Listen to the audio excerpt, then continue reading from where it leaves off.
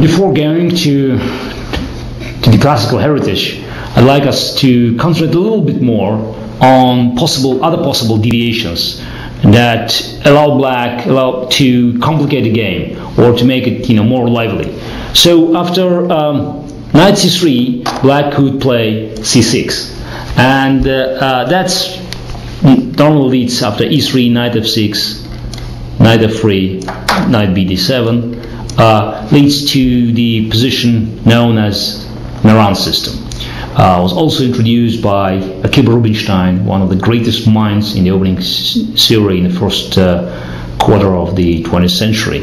And it's the opening on its own, and analyzing it and looking at all the options of the opening, which is one of the most popular today, and it's developed in many directions, and very often talking about improvements of move 20 or 25. It's also not a subject for our review today. White could play bishop d3, or white could play queen c2, and there are so many openings, and I promise that eventually we'll investigate it as a separate, in a separate edition, celebrating Meran as one of the most aggressive and most exciting and intriguing modern openings. What is important to remember that certain positions could occur with different moves order, and this is a typical sign of the modern theory, that some positions that we are analyzing, they could be classified as something from a different opening, but eventually we should look at the positions that are arising in the middle of the game, or in fact at move 10, 12, and just combine them under one roof. So eventually after knight c3, black could play knight f6, white could play knight f3, and then we could play black could play c6, and then after e3, as you could see, knight b d7, we're back to the classical Meran. Of course, after c6, white could elect playing bishop g5, and then black has another choice, either to go to extra sharp, one of the sharpest lines in the modern openings called Botvinnik variation, dc4, e4, b5, e5, h6, bishop h4, g5, knight takes g5, h5, bishop g5, knight b d7, and you could see that the position is already off the balance. And even despite 60 years of being analyzed and also being tested by leading players for the last nearly 25 years,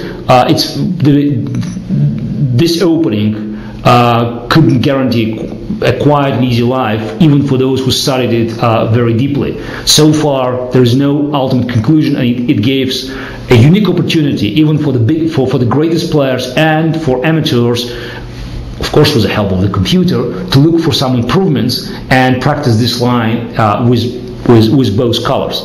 But then again, what is important to remember, nearly at every crossroad in the openings, you always have a choice. You can go for a very sharp line, as here, for instance, you go to Botvinnik line, or you can choose knight b d7, which is after e3, queen a5 leads to so-called Cambridge Springs defense or counterattack. I played it several times, and here white, in its turn, has a choice of either going for a quiet line, knight d2, protecting e4 square, because black's idea is to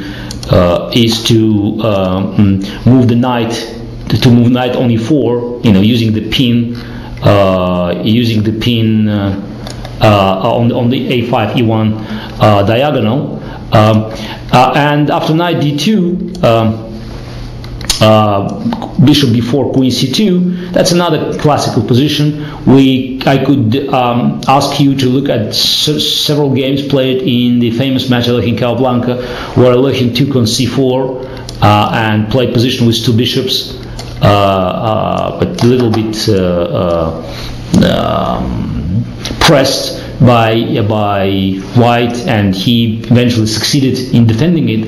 but eventually black was looking for some more aggressive options, and after queen c2 now ended up in playing castle. So you can look at several games that I played even recently, and again there is no ultimate conclusion, but it seems to me that black could hold. But white could go for very aggressive line, c takes d5, which I also played with white against Smyslov in my final candidate match in '84. And after knight takes d5, queen d2, we are also entering a very complicated position. So it's just a general review. I'm not going to give any recommendations. I'm just telling you that all these lines, despite they're very old, some say even antiquated, they always offer great opportunities for looking for improvements. Black could play here bishop b4, black could play here knight 7 b6, and all of these lines are still, hiding a lot of possibilities for improvements, a lot of options for both black and white to deviate from main lines, finding some new, fresh ideas. And instead of going with classical knight bd7 here, or ultra sharp between dc4, black could play h6. And here again, it's a crossroad for white, either to go for a so-called Moscow variation, taking on f6, queen f6, and now black has two bishops, but white has opportunity to play eventually e4 and controlling the center, having more space. Here white played queen c2, queen b3, e3, g3, so there are many options, even a3. And with all these options, white never succeeded in breaking black's defense. There are many games played, and still, up to the quality of your play. If you know how to play well with two bishops in a position with little space, you could be on the safe side. If you prefer more space and initiative, but considering that you're giving up two bishops, long-term advantage for opposition side, you could prefer white. I could also give recommendations to look at certain games. For instance, Alexei Dreyev is one of the greatest experts of this position, playing it with black, and he always succeeded in defending it. So sometimes white prefers to move the bishop on h4, but after dc4, e4, g5, bishop g3, and b5, now, unlike in Botvinnik's variation, white has to play without a pawn.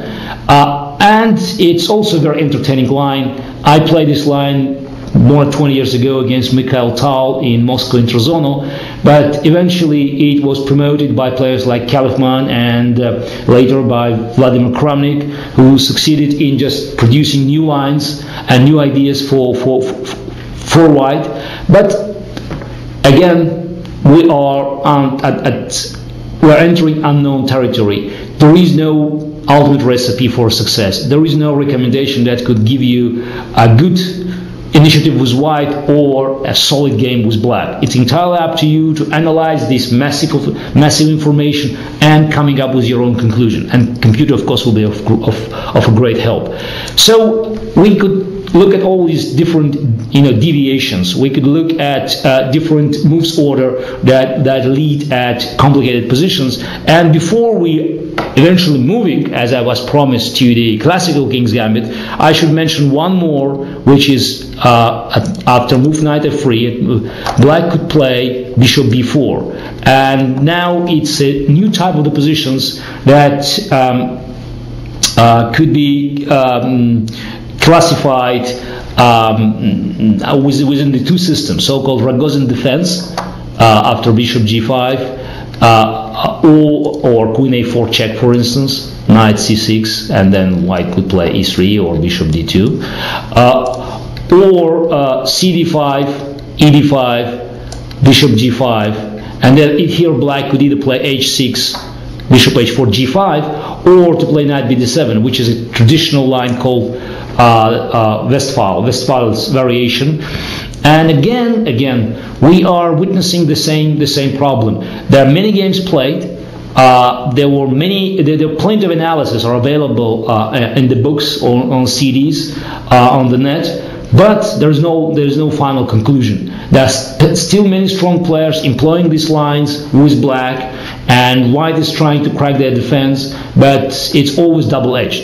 So if you want to play d4, d5, but you don't want to go to classical King's Gambit, which is the most solid defense, you have plenty of options, from Meran to Westphalian Rogozin defense.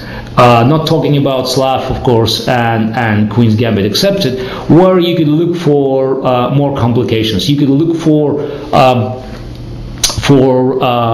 very entertaining game that could give you chances to take initiative. But all these positions will be characterized with As, with Black, having pawn on d5. But now it's enough about general history, enough about deviations.